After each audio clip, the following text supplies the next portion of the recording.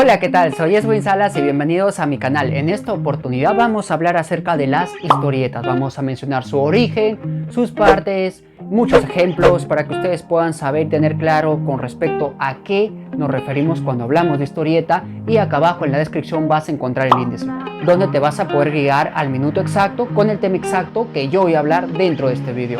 Así que te pido por favor, quédate conmigo y acompáñame a ver todo este vídeo. En Estados Unidos se llama cómic.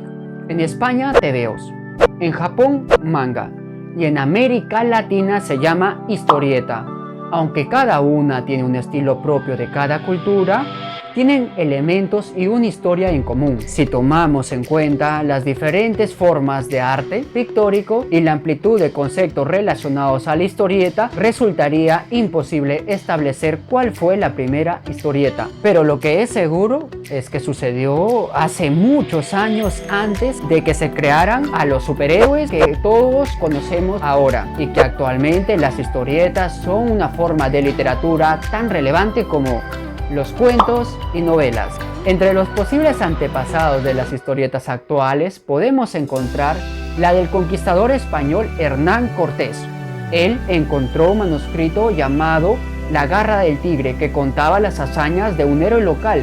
En nuestra cultura tenemos a la cultura moche, los cuales realizaban grabados en sus cerámicos contando sus vivencias, como es el caso del tema de los corredores y muchos otros más, que contaban sus hazañas de gloria, caza y rituales religiosos. Y algunos otros autores consideran que incluso los jeroglíficos egipcios pueden considerarse una forma de historieta. El verdadero crecimiento de las historietas comienza en el siglo XVI y se extiende hasta el siglo XIX, gracias a la invención de la imprenta, primero en forma de cuadernillos independientes y más adelante ya como una página agregada a periódicos y revistas, donde las historietas servían para caricaturizar los eventos actuales, muchísimas veces con una sátira de los políticos y sus innumerables metidas de patas, y con la ventaja también ya en el siglo XIX de poder incluir páginas ya a color. Las historietas comienzan a variar en temáticas y se abren a un público muchísimo más amplio.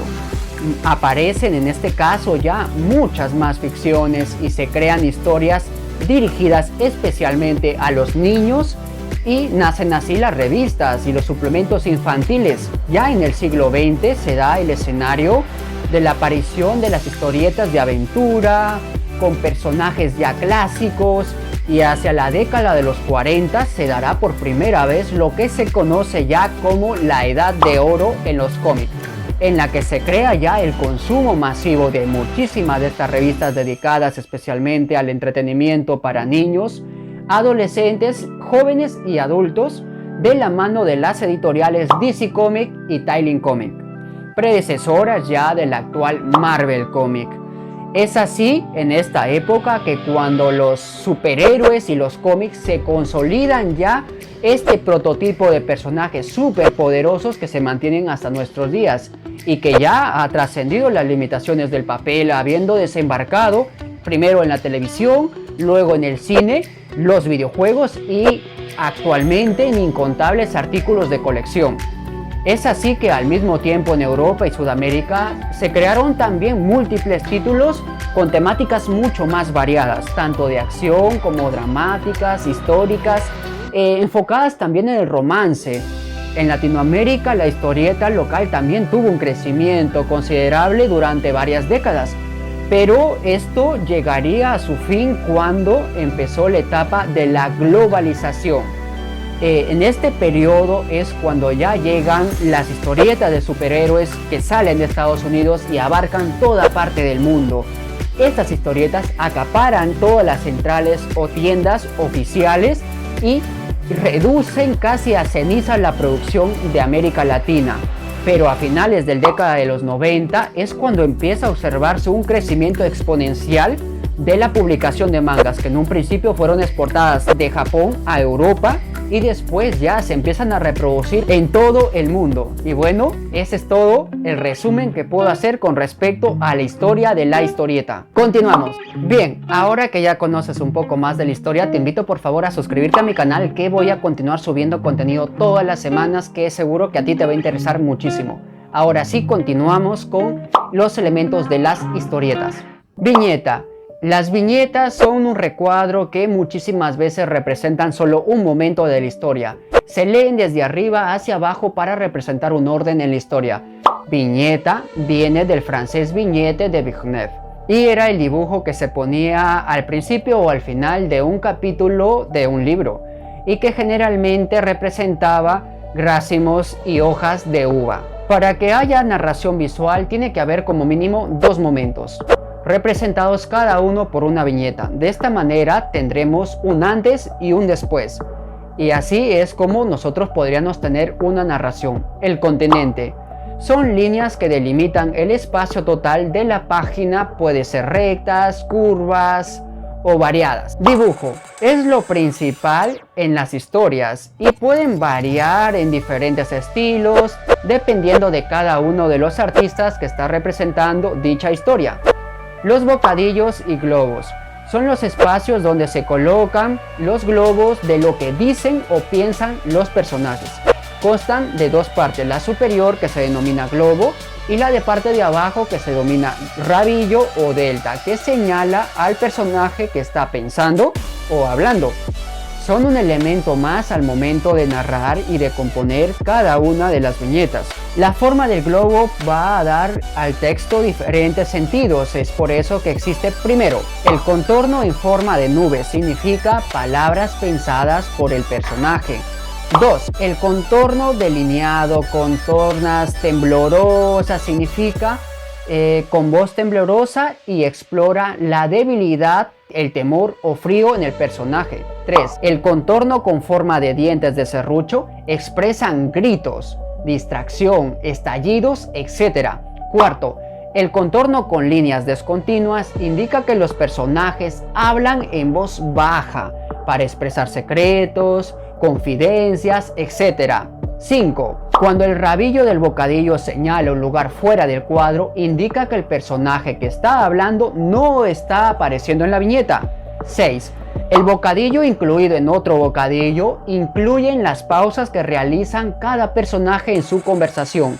7. Una secuencia de globos que envuelven a los personajes expresan pelea o actos agresivos.